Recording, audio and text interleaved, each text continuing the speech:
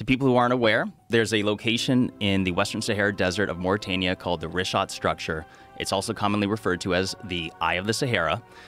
It is a site that most people have never seen or heard of before, which is truly peculiar because it's so spectacular. It's a site that astronauts typically use to reference from space. It is a geological feature that is said to be volcanic in nature.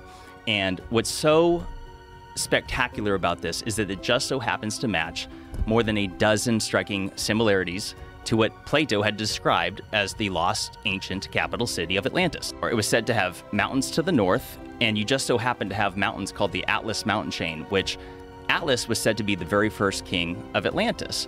And what's interesting is that the very first known king of Mauritania, which is where the Richat structure is located, is also, their very first known king was also named Atlas. It was said to have an abundance of gold and that the outer walls were lined with it.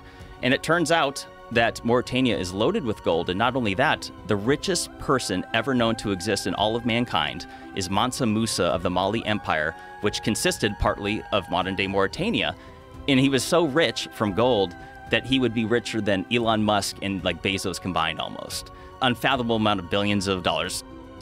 But the similarities don't end there. There was said to be an abundance of elephants, which is one reason why to suggest that Atlantis would have been in Africa. But another little detail that most people aren't aware of, because they think of Atlantis like, oh, it must be at the bottom of the ocean.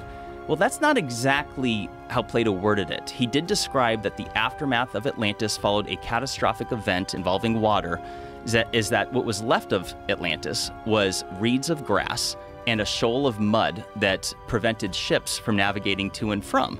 And what people don't realize is that Sahara Africa, up until about 4,500 to 5,000 years ago, was totally green. It was tropical. It had the largest network, or one of the largest networks of rivers ever known to exist.